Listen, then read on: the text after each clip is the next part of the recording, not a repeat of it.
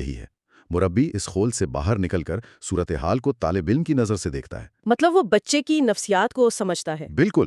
دیکھیں، جب کوئی بچہ بھری کلاس میں کہتا ہے نا کہ مجھے سمجھ نہیں آیا، تو وہ دراصل بہت بڑی ہمت کر رہا ہوتا ہے۔ وہ اپنی کمزوری دکھا کر غیر محفوظ ہو رہا ہے اور استاد پر ایک اندھا اعتماد کر رہا ہے کہ یہ شخص میرا مذاق نہیں اڑائے گا۔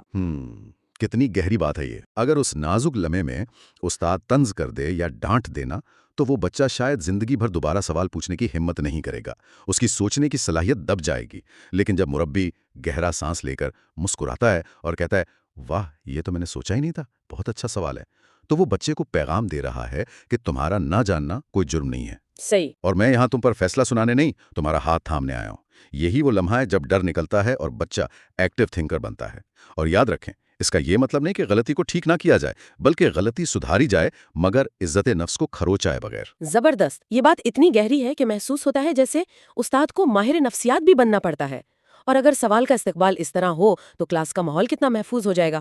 اب جب زمین زرخیز ہو گئی، ماحول محفوظ ہو گیا، تو اگلا پڑاؤ یہ ہے کہ اب اس زمین میں بیج کون سے بوئے جائیں۔ بالکل، یہ اگلا قدم ہے۔ یہاں بات نصاب کی حدود سے نکل کر طالب علم کی شخصیت کی تعمیر تک آ جاتی ہے، اور اس تعمیر میں سب سے بڑی درسی کتاب تو خود استاد کا کردار ہوتا ہے نا۔ ہمارے حوالوں میں ایک اصطلاح استعمال ہوئی ہے، پولی میتھ۔ پولی میتھ۔ جی، یعنی ایک ہمہ جہت شخصیت، جیسے ڈاکٹر سلیم الزماں صدیقی کی مثال ہے کہ وہ کیمیا دان بھی تھے، پینٹر بھی اور شاعر بھی۔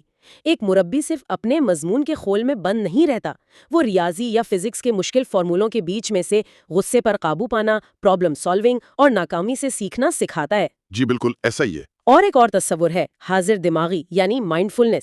اسے نماز میں توجہ کے ساتھ جوڑا گیا ہے۔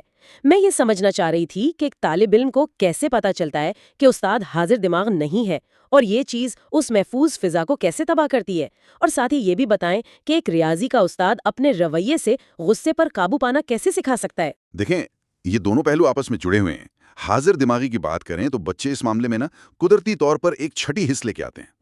بالکل، وہ بھانپ لیتے ہیں۔ جی، جب ایک استاد جسمانی طور پر کلاس میں ہو لیکن ذہن کہیں اور ہو، مطلب وہ بار بار گھڑی دیکھ رہا ہو یا موبائل دیکھ رہا ہو، تو بچہ فوراً بھانپ لیتا ہے۔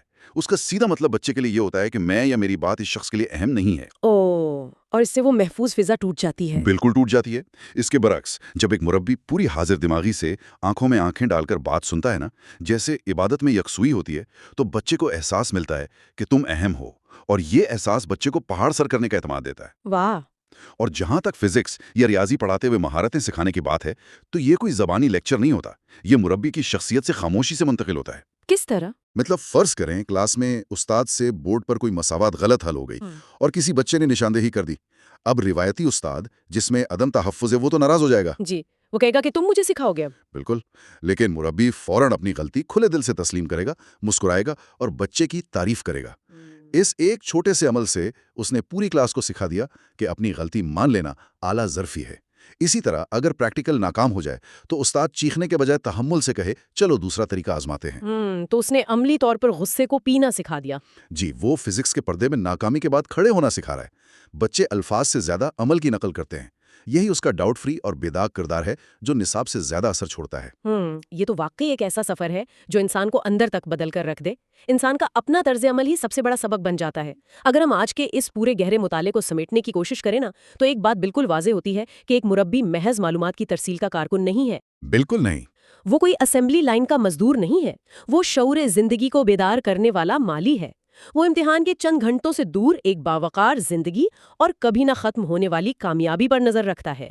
وہ خاموشی اور سوالات کے ذریعے شعور کی فصل اگاتا ہے اور سوال کو تحفہ سمجھتا ہے۔ جی، اور کلاس کو ایک پناہ گاہ بنا دیتا ہے۔ بالکل، جہاں ہر بچہ بغیر کسی خوف کے اپنی الجھنوں کا اظہار کر سکتا ہے، اور سب سے بڑھ کر وہ اپنی مخلص اور حاضر دماغ شخصیت سے زندگی جینے کے ہنر سکھاتا ہے۔ 100% ایسا ہی ہے۔ اور اگر وسیع تر معاشرتی تناظر میں دیکھیں نا، تو تعلیم کوئی معمولی نوکری نہیں ہے، یہ ایک صدقہ جاریہ ہے۔ ایک مربی کی طرف سے دیا گیا مسکراتا ہوا جواب یا شفقت بھرا لمحہ کسی بچے کی پوری زندگی بدل سکتا ہے۔ بے شک۔ لیکن یہ سب تب تک ممکن نہیں جب تک ہم اس غلط فہمی سے نہ نکلیں کہ تدریس کا مطلب دوسروں کو بدلنا ہے۔ مربی کا سچا سفر کسی دوسرے کو ٹھیک کرنے سے نہیں، بلکہ اپنی ذات کی اصلاح سے شروع ہوتا ہے۔ یہ اصلاح نفس کی کڑی فکر ہے۔ یعنی پہلے خود پر کام کرنا پڑتا ہے۔ بالکل۔ جب تک استاد خود اپنے اندر کی خامیوں کو تلاش کر کے انا کو قابو نہیں کرتا، وہ سچی رہنمائی نہیں کر سکتا۔ سادہ سا اصول ہے، جو خود پیاسا ہو وہ دوسرے کی پیاس کیسے بجھائے گا؟ سچی بات ہے۔ تبدیلی کا آغاز ہمیشہ اپنے اندر سے ہی ہوتا ہے، اور یہیں ہماری یہ طویل گفتگو اختتام کی طرف بڑھتی ہے، لیکن ساتھ ہی ایک گہرے تفکر کی دعوت بھی دیتی ہے۔ ہم نے شروع میں بات کی تھی کہ اسکولوں کو فیکٹری نہیں، باغ ہونا چاہیے، اور باغ کا مالی بننے کی پہلی شرط اپنی ذات کی اصلاح اور خامیوں کو قبول کرنا ہے۔ جی بالکل۔ تو اس کو سامنے رکھتے ہوئے آج کے جائزے کے اختتام پر معاشرے کے ہر اس فرد کے لیے جو بچوں کی تربیت سے وابستہ ہے، سوچنے کی ایک بات چھوڑنے کا وقت آ گیا ہے۔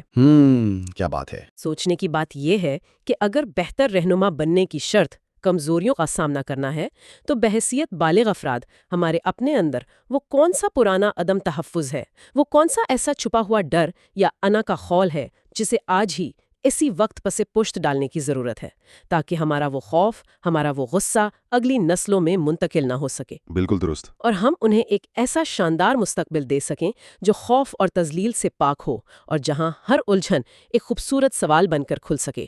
یہ وہ سوال ہے جس کا جواب ہم سب کو اپنے اندر تلاش کرنا ہے۔ آج کے تفصیلی جائزے میں بس اتنا ہی۔ امید ہے کہ اس گفتگو نے سوچنے کے انداز میں کچھ نئے بیج بوئے ہوں گے۔ اگلے جائزے تک کے لیے سوچتے رہیے اور دریافت کرتے رہیے۔